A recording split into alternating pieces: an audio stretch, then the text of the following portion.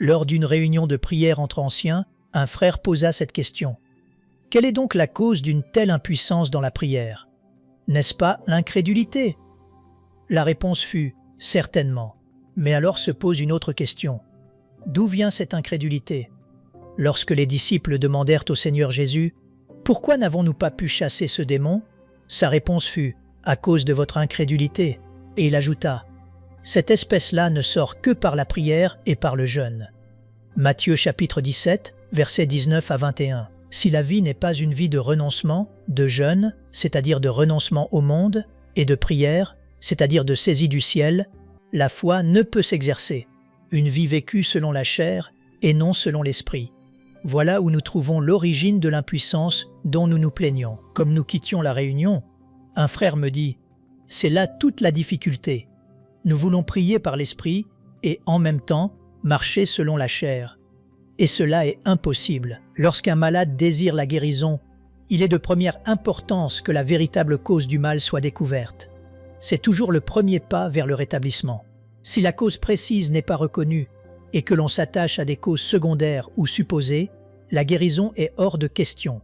De même, il est de la plus haute importance d'avoir un juste discernement de la cause de cet état de mort et d'échec dans la prière, au lieu secret qui devrait être pour nous un lieu si béni. L'Écriture nous enseigne qu'il y a deux conditions possibles pour le chrétien. Une marche selon l'esprit ou une marche selon la chair. Ces deux puissances sont en conflit irréconciliable.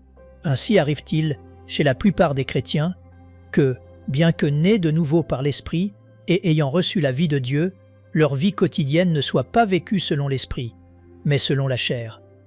Paul écrit aux Galates, « Êtes-vous tellement dépourvus de sens, après avoir commencé par l'Esprit, voulez-vous maintenant achever par la chair ?» Irrécanden chapitre 3, verset 3. Là où l'on permet à la chair d'influencer le service de Dieu, cela aboutit bientôt au péché manifeste. Et l'Écriture nous donne cette exhortation. Marchez selon l'Esprit, et vous n'accomplirez pas les désirs de la chair. Si nous vivons par l'Esprit, marchons aussi selon l'Esprit. Galates chapitre 5, versets 16 et 25.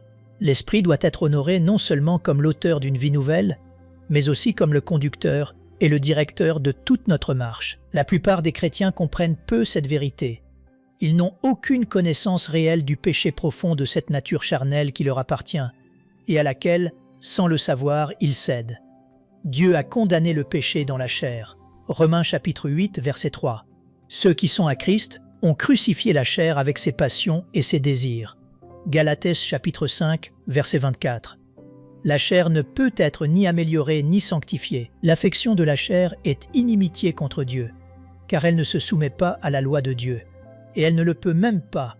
Romains chapitre 8, verset 7. Il n'y a pas d'autre moyen de traiter la chair que celui dont Christ l'a traitée, en la clouant à la croix. Notre vieil homme a été crucifié avec lui. Romains chapitre 6, verset 6. C'est pourquoi, par la foi, nous la crucifions aussi, et nous la considérons et la traitons chaque jour comme une chose maudite qui trouve sa juste place sur la croix. Il est attristant de considérer combien de chrétiens pensent ou parlent rarement, et avec sérieux, du péché profond et incommensurable de la chair. 1. Je sais en effet que le bien n'habite pas en moi, c'est-à-dire dans ma chair. Romains chapitre 7, verset 18. Celui qui croit vraiment cela peut bien s'écrier. Je vois dans mes membres une autre loi qui me rend captif de la loi du péché. Misérable que je suis, qui me délivrera de ce corps de mort? Romains chapitre 7, versets 23 et 24. Heureux celui qui peut aller plus loin et dire « Grâce soit rendue à Dieu par Jésus-Christ notre Seigneur, car la loi de l'Esprit de vie en Jésus-Christ m'a affranchi de la loi du péché et de la mort. » Romains chapitre 7, verset 25 et chapitre 8, verset 2. Voilà donc la racine profonde du mal, la cause d'une vie sans prière. La chair sait fort bien réciter des prières, se donnant ainsi un air religieux et apaisant la conscience.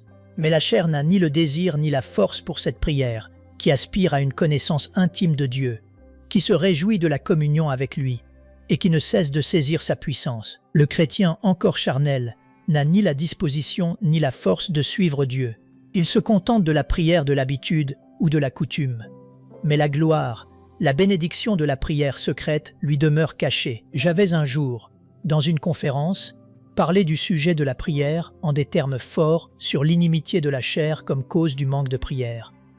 Après l'exposé, l'épouse d'un pasteur me dit qu'elle trouvait que j'avais parlé trop fortement. Elle aussi avait à déplorer son peu de désir pour la prière, mais elle savait que son cœur cherchait sincèrement Dieu. Je lui montrais ce que la parole de Dieu dit de la chair, et que tout ce qui empêche la réception de l'esprit n'est rien d'autre qu'une œuvre secrète de la chair. Adam avait été créé pour avoir communion avec Dieu, et il en jouissait avant sa chute. Après la chute, cependant, surgit aussitôt une aversion profonde à l'égard de Dieu, et il s'enfuit loin de lui. Cette aversion incurable est le trait caractéristique de la nature non régénérée, et la cause principale de notre refus de nous abandonner à la communion avec Dieu dans la prière. Le lendemain, elle me dit que Dieu lui avait ouvert les yeux. Elle confessa que l'inimitié et la mauvaise volonté de la chair étaient l'obstacle caché de sa vie de prière défaillante. Ô mes frères, ne cherchez pas dans les circonstances l'explication de ce manque de prière que nous déplorons. Cherchez-la là où la parole de Dieu la déclare, dans l'aversion cachée du cœur envers un Dieu saint. Cette vie de la chair se manifeste de bien des manières, dans la vivacité de l'esprit, dans la colère qui surgit en vous à l'improviste, dans le manque d'amour que vous vous êtes si souvent reproché, dans le plaisir de manger et de boire au sujet duquel votre conscience vous a parfois repris, dans cette recherche de votre propre volonté et de votre propre honneur, dans cette confiance en votre propre sagesse et en votre propre force, dans ce goût pour le monde dont vous avez parfois honte devant Dieu. Tout cela est vie selon la chair. Vous êtes encore charnel. Première épître aux Corinthiens, chapitre 3, verset 3. Il en va comme sur un champ de bataille. Lorsqu'un général choisit le lieu d'où il entend frapper l'ennemi, il porte la plus grande attention aux points qu'il juge les plus importants dans le combat. Ainsi, sur le champ de bataille de Waterloo, il y avait une ferme dont Wellington vit aussitôt qu'elle était la clé de la situation. Il n'épargna pas ses troupes pour tenir ce point, car la victoire en dépendait. Il en est de même dans le conflit entre le croyant et les puissances des ténèbres. Le lieu secret est l'endroit où la victoire décisive est remportée. L'ennemi emploie toute sa puissance pour conduire le chrétien, et surtout le serviteur de Dieu, à négliger la prière.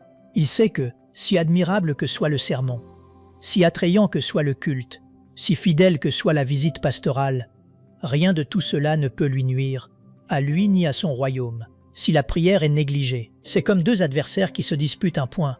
Appelons-les le chrétien et l'ennemi. L'ennemi remarque que le chrétien possède une certaine arme, qui lui donnerait une victoire assurée. Il résout alors de la lui arracher et de la détruire. Le grand enjeu devient qui prendra possession de cette arme dont tout dépend. Ainsi en est-il dans le combat entre Satan et le croyant. L'enfant de Dieu peut tout vaincre par la prière. Est-il étonnant que Satan fasse tout son possible pour lui arracher cette arme, ou pour l'empêcher de s'en servir? Comment Satan entrave-t-il la prière? Par la tentation de la remettre à plus tard ou de l'écourter, en introduisant des pensées vagabondes et toutes sortes de distractions, par l'incrédulité et le découragement. Heureux le héros de la prière qui, à travers tout, prend soin de tenir ferme et de se servir de son arme. Après avoir énuméré toutes les autres parties de l'armure, Paul ajoute « Priez en tout temps par l'Esprit, avec toutes sortes de prières et de supplications. » Éphésiens chapitre 6, verset 18. Sans la prière, le casque du salut, le bouclier de la foi et l'épée de l'Esprit, qui est la parole de Dieu, n'ont aucune puissance. Tout dépend de la prière. Dès que le chrétien est convaincu de son péché en cette matière, sa première pensée est qu'il doit se mettre à lutter avec l'aide de Dieu pour remporter la victoire. Mais hélas, il éprouve bientôt que sa lutte ne vaut pas grand-chose, et la pensée décourageante déferle sur lui comme une vague. Une telle vie n'est pas pour lui, il ne peut demeurer fidèle. Je reçus récemment la lettre d'un pasteur, bien connu pour ses dons et son dévouement, qui m'écrivait ceci. « Pour ma part, il ne m'aide guère d'entendre trop parler de la vie de prière, de l'effort acharné auquel nous devons nous préparer, de tout le temps, de toute la peine et de tout l'effort sans fin qu'elle nous coûtera. Ces choses me découragent. Je les ai si souvent entendues, je les ai maintes fois mises à l'épreuve, et le résultat a toujours été tristement décevant. Cela ne m'aide pas de m'entendre dire « Tu dois prier davantage, veiller plus étroitement sur toi-même, devenir en tout un chrétien plus fervent. » Ma réponse fut celle-ci. Je crois que, dans tout ce que j'ai dit à la conférence ou ailleurs, je n'ai jamais parlé d'efforts ni de lutte, car je suis pleinement convaincu que nos efforts sont vains tant que nous n'avons pas d'abord appris à demeurer en Christ. Le message dont nous avons besoin est celui-ci. Veille à ce que ta relation avec ton Sauveur vivant soit ce qu'elle doit être. Vis en sa présence, réjouis-toi de son amour, repose-toi en lui. On ne saurait donner de meilleur message, pourvu qu'il soit bien compris. Il y a donc, il faut le voir, deux sortes de combats. Le premier est celui où nous cherchons à vaincre le manque de prière par notre propre force. Ceux qui l'entreprennent ont essayé, dans la force de la chair, de vaincre la chair, chose entièrement impossible. Ils ont tenté de chasser un démon par un autre démon. Et cela ne peut jamais arriver. Seul Jésus peut soumettre la chair et le diable. Ce combat-là aboutit toujours à la déception et au découragement, car c'est l'effort accompli dans notre propre force. Mais il existe un autre combat, qui conduit certainement à la victoire. L'Écriture parle du bon combat de la foi, c'est-à-dire d'un combat qui naît de la foi et qui se poursuit par la foi. Jésus-Christ est toujours l'auteur et le consommateur de la foi.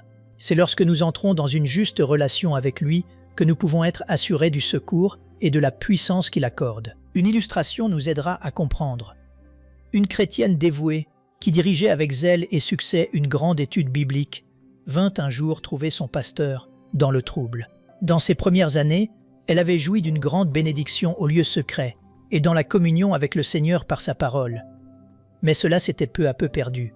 Et quoi qu'elle fît, elle ne parvenait pas à retrouver cet état. Le Seigneur avait béni son œuvre, mais la joie avait disparu de sa vie. Le pasteur lui demanda ce qu'elle avait fait pour recouvrer la bénédiction perdue.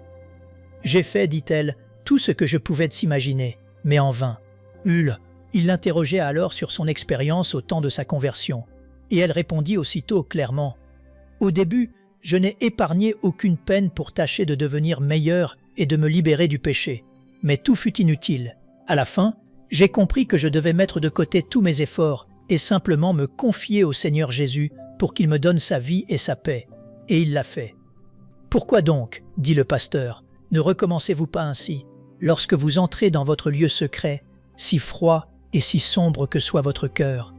Ne cherchez pas par vos propres pensées à vous contraindre à la juste attitude. Inclinez-vous devant lui, dites-lui qu'il voit dans quel triste état vous êtes et que votre seul espoir est en lui. Confiez-vous à lui d'une confiance d'enfant pour qu'il ait pitié de vous, et attendez-le.